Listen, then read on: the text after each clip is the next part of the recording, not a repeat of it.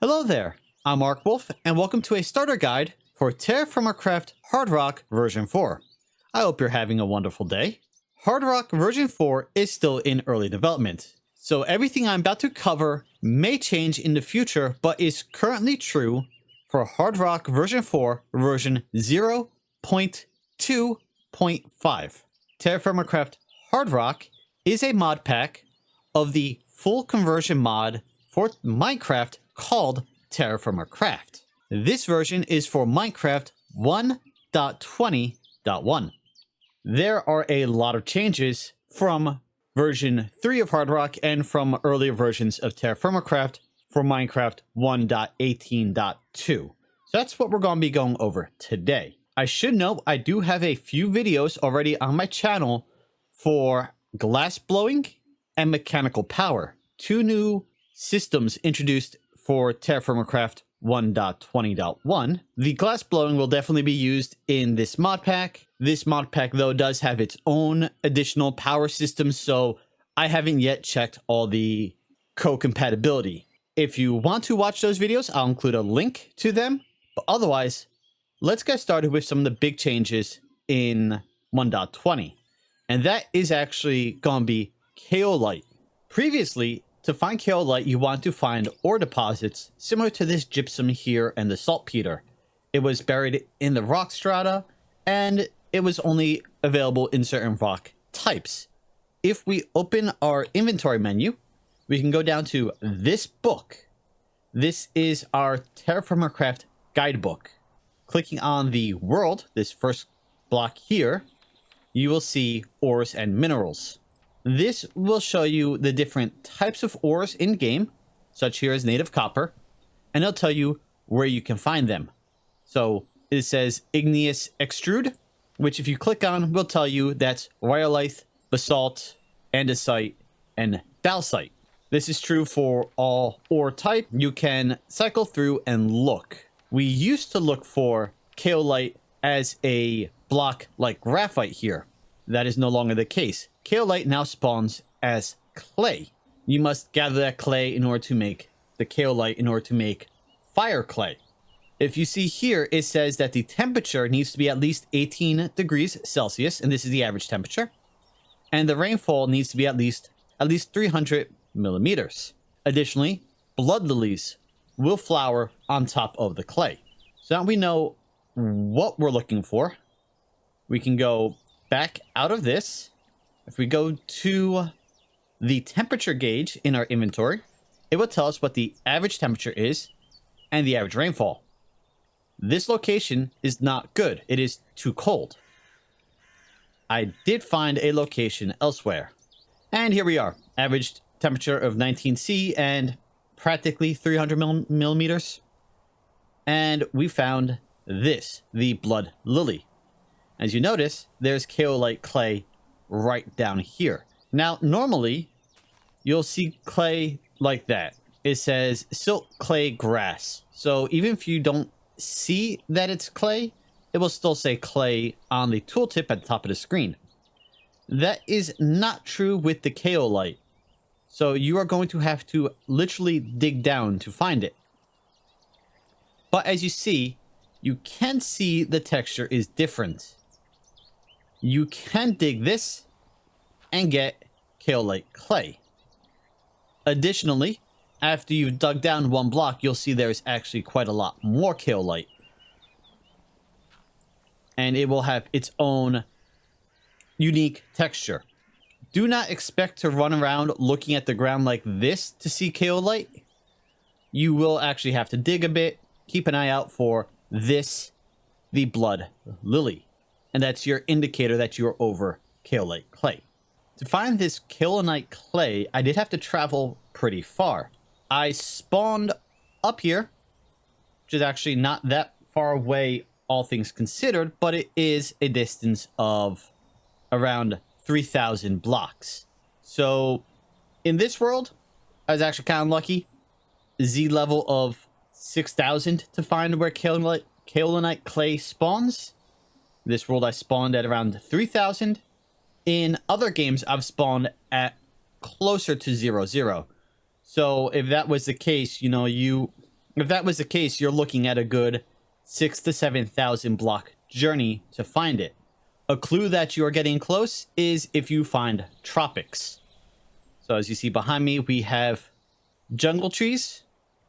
These are Copic trees. So if you find a jungle, if you find subtropical rainforests, you are in the general right area. You do want to look in higher elevations. I am currently at Y90. So, I mean, not super tall up. But if we go into creative mode quickly, you can see that, you know, we're not exactly at sea level. They do spawn in plateaus and mountains. So, find a mountainous jungle area, you should find Kaolinite Clay. Just keep an eye out for the blood lilies. That's going to be your best guide that you found them. So here's some more blood lilies. And this is actually exposed. So this would be very, very convenient to find. I'm surprised I missed it the first time through. But as you can see, there's a bunch of blood lilies. And there's a bunch of Kaolinite Clay out here. And once again, we just look at the guidebook. At the guidebook, we look at the temperature. And 19, and again, practically 300. I don't know why it's not exactly 300. Might be a little bit of wiggle room, but, or, you know, might have spawned at exactly 300. And yeah, okay. So the chunk must have, the vein must have started here at 300 and just expanded out this way. So that's what you want to look for. And once you have the Kaolinite Clay, you have to heat it up to turn it into Kaolinite powder, which is then combined with graphite and clay the same way it is in previous versions of TerraFirmaCraft to make your fire clay. Once you have the fire clay, you can then mold it into your ingots, your crucible, your fire clay bricks, which are then used to make your fire bricks, which are used for the blast furnace, amongst other things. In this version, also the arc furnace.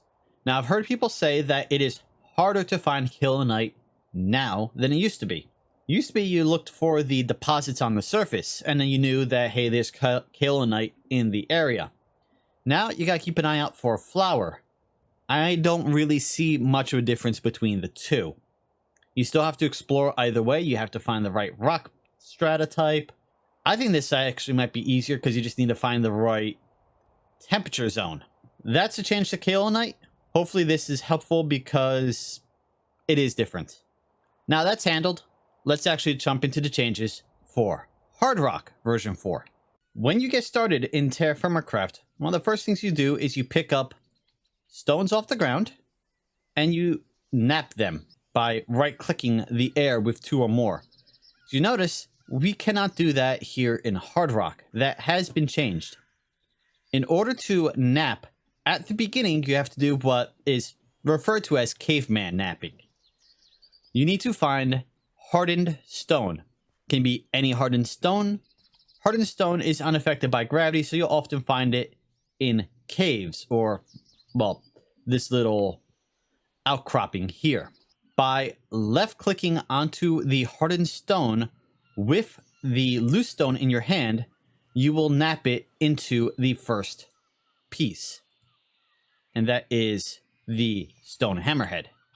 Every time you knap, there's a chance that the head will break. Or the stone will break. Here we've been fairly lucky. And there is a pattern. When you knap a loose stone, it turns into a hammerhead. And there's a cooldown as you see after napping. When you knap a hammerhead, it turns into a shovel head. After a shovel head, you get an axe head. After an axe head, you will get a hoe. After the hoe, you will get a knife blade. And after the knife blade, you will get a javelin head. Looks like I'm getting fairly lucky right now. Nothing is breaking. But there you see, that's how you knap early game. Later on, you can do a form of refined napping. So you get your loose stones, And then you're going to need a chisel and a bit of leather or raw hide. And it just needs to be in your inventory. If you then right-click with at least 2 stone in your hand, you can knap the same way you would normally. As I mess it up.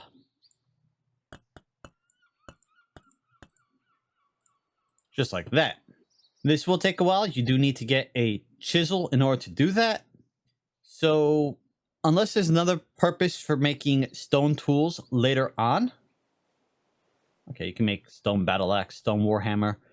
I don't really see why, because once you have a chisel, you are already in the Middle Age. You shouldn't really be needing stone tools too much. But it could be useful. And now that we've knapped our tool heads, we need to start making our first tools. The first tool you're going to want to make is a stone knife. If we look in JEI, we can see the recipe to make a stone knife. We need the knife head and raw plant string. Raw plant string you get using plant fibers. Plant fibers you get from breaking grass. You cannot break the grass with the stone knife head or your fist. So what you need to do is go look for fallen leaves. These will be in any forested area. You need to collect a couple of them, and you can then combine them together in your crafting grid to get plant fibers. We're going to need a total of 12 of these fallen leaves to make our first knife. Once we have our plant fibers, we do this, turn it into raw string, and then we can craft our stone knife. And now we can break grass in order to get plant fibers. We are going to need to collect 24 of these plant fibers, which is going to use a lot of durability of the knife. Alternatively, if you are lucky enough to spawn near an ocean so that you have a shore biome next to you, we can kind of cheat this next step. So if we find seaweed, we can do this the easy way. 4 seaweed will give you 1 drying mat, which we're going to need in the very near future. Otherwise, we need to find 24 plant fiber. Once we have the plant fiber, we turn it again into plant string. 4 plant string makes 1 green plant fabric. We're going to want 2 of those. And then combine those 2 plant fibers together to make a drying mat. Once we have the drying mats, we place them on the ground. And then we can place raw plant string on it. It will turn into plant string. If we place plant fibers on it, it will turn into straw. These mats are the same mats from Firma Life, so in the future you'll also be able to dry things like fruit and kelp on these mats. And now that the plant string has dried, we can pick it up, shift click. Now we have plant string. Now we do sort of the normal TerraFirmaCraft method. We get some sticks, we combine the plant string, the stick, and stone tool head will make our stone tools. When we get into more advanced tools, such as the copper axe head, it changes a little bit more. We could do the method we just did with a basic stick, string, and the axe head, but that will give us a axe with only 1/3 of its durability. If we want full durability, we have to then make rivets, glue, or a advanced, well, we can use an advanced handle. We have either stick, simple handle, or handle. And the handle is made by combining a stick with leather, string, or is that a leather strap, or wool. The simple handle is just a stick with plant string. Glue, we can use slime balls, regular glue, which is created by mixing bone meal with slack lime, or soaking bone meal in slack lime in a barrel. Resin, which we get from a tree tap from certain trees: birch, spruce, aspen, Douglas fir, and pine. in March, May, or August.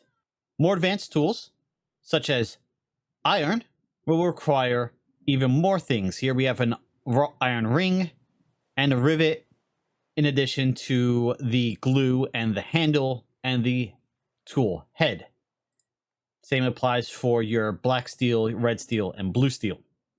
In the event that you cannot find sticks like this on the ground, you should be able to find twigs like this one here. The twig can be combined in your crafting grid with a knife to turn it into a stick. And so you can turn twigs into sticks and use them interchangeably. Now, throughout this video, you may have seen some flashing effects on the corners of the screen, and down on the left-hand side of my hotbar, next to my knife here, you see a brain. This mod pack has a Sanity mod, inspired by the game Don't Starve. I have never played with this before. I am just learning it here now myself. But certain actions will drain your sanity, and other actions will improve your sanity. Things that will drain your sanity include being in the dark, being near mobs, and killing things, such as farm animals.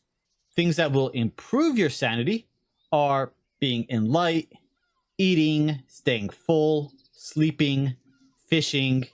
As your sanity drops, you will see a downward arrow on the brain, and you'll see the effects on screen.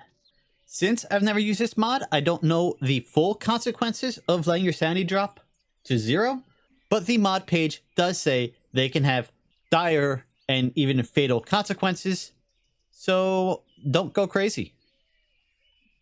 And finally, let's cover nutrition.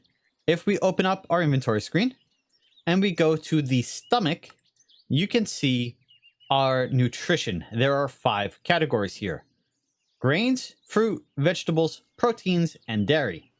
If we look at this apple here, we hold shift, we see that it gives 1 point of fruit. That means every time you eat an apple, your fruit bar will go up by 1 point. I'm not sure how many points 1 bar is. I think it's somewhere between 50 and 100. But when you eat the fruit, this will go up, but every other category will go down. This is why you want to eat meals. Meals can include multiple food types. So for example, an easy one is a sandwich. Sandwich is made with bread, which is grain. You can then include meat, cheese, and vegetables. Cheese, of course, being dairy. That means eating that one sandwich will provide you with grain, vegetables, protein, and dairy, increasing all of these while decreasing your fruit. When all of your nutrition bars are empty, you will have about 500 HP. When all of your nutrition bars are full, you will have approximately 3,000 HP. So these hearts that you see on the screen will not represent just one heart. They will actually represent multiple hearts depending on how full your nutrition is. That's not very intuitive. So the best way to really kind of describe it is, if you have all of your nutrition full, even though you only have 3 hearts on the screen, if you get hit by an arrow, you might not even take a heart of damage, even though you're not wearing armor. On the contrary, if all your nutrition is empty and you get hit by an arrow, it may one-shot you. You can increase your hearts by eating different food items. This is because of the Spice of Life mod. So you want to eat, raw carrots, raw apples, raw berries. You want to eat pretty much one of everything. And as you do, you will gain more hearts. But by eating a nutritious meal, those hearts will represent more or less health. In short, try to keep your nutrition balanced. You want everything to be as full as possible, and your health will last you the most.